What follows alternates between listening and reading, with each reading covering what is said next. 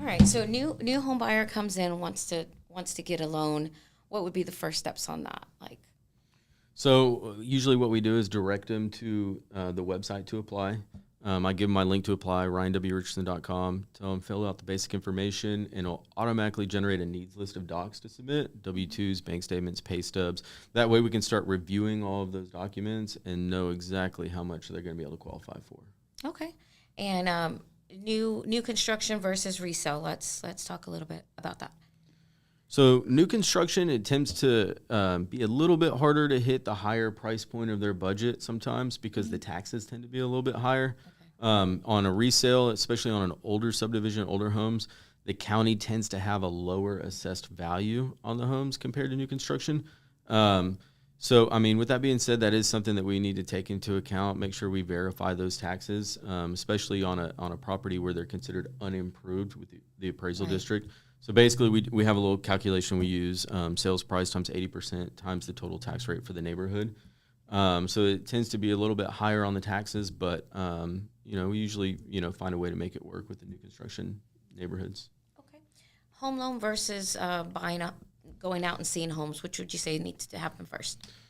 Definitely pre-qualification. Okay. We don't want them to go look at houses that maybe they can't afford and get, emotionally invested in maybe a specific house that they love. If, maybe they can't hit that price point. And then, on the flip side, maybe they could get into a higher price point and they don't even realize it, right? Mm-hmm. Right.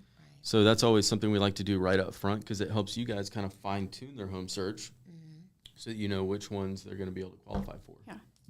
And there's just such basic information that clients don't necessarily know yet. I've seen it where people still think I have to have 20% down to buy a home. And so that's where they think, I can only afford so much because I have to have 20% down. We're like, no.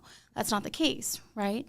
And so you want to make sure that you're really looking at your monthly budget and your big picture budget to see what exactly, what's doable for me, what's doable for my family, the reality of it. And how long, once they apply and everything's done, how long does that pre-qualification or pre-approval last? We always say 90 days because the credit report's good for 120 days. Okay. So if, they contract on something within 90 days, that gives us that extra 30 days to get the loan closed. But they're not starting over once it expires. I mean, once it gets to the 90-day point, that's... We're just going to update it. Yeah, we have an opportunity to revisit with them and find out, have they taken out any new loans? Has their income changed? Especially if it's fluctuating. Are you working more hours or less hours, overtime, bonus, commission, things like that? Because a lot can change within 3 months. So it just gives us an opportunity to revisit and make sure that the price point that we qualified them for is still going to work. And that they're not buying new cars or new furniture, exactly. That stuff, no big purchases. They didn't spend all their savings going to Aruba. Yeah. Right. First-time home buyer versus down payment assistance programs. The big thing for me is credit. Where's your credit at? Because depending on some programs, a minimum start at like 620, 640, 680. So depending on where your credit's at, that either opens more doors or closes them, right? So that's a big differentiation. And then another thing that you mentioned was that if they're considered a new home buyer, first-time home buyer doesn't necessarily mean that they've never bought a home. Right. It just means that last 3 years, typically, they haven't owned a house. Okay. So. Yeah. Okay. Which is still be able to really qualify. Interesting. Right. I know Absolutely. that's really, for me, that's a huge. Yeah. I had no idea. Yeah. I had no idea. I thought, they've never bought a home. They're first-time home buyer. Yeah. But no, actually just 3 years. So that's good. Yeah. Okay. And then appraisals, if they come in lower. So typically that's, when we'll give the buyer's agent a heads up, hey, did come in light, and gives you guys the opportunity to communicate with the listing agent and see if they're going to come down on the purchase price, if y'all going to split the difference. The only time it really can throw a wrench on our side is if they're putting the minimum down.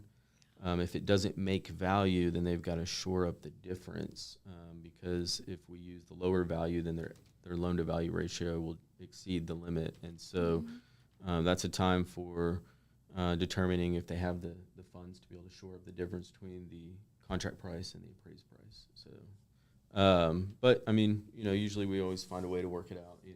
With you guys, we all things like that. kind of row together to get to the finish line. Yeah, No, exactly. For sure. It's at that point, So. it's the whole team. Yeah.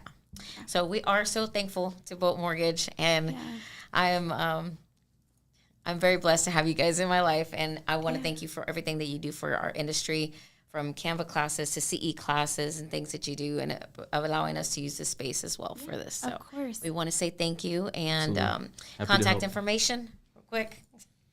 Yeah, so my website is ryanwrichardson.com. Also, that's got all my contact info listed on it. Also, we do have a company page, boltmortgage.com, that has our whole team on there. Lauren's on there if you need her contact information, or email if you want to interested about a class or something like that she's got scheduled.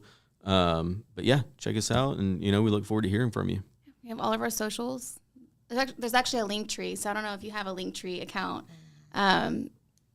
It's always so fun. It's like linktr.ee / Bolt Mortgage. But that has all of our socials, our TikTok, Instagram, Facebook.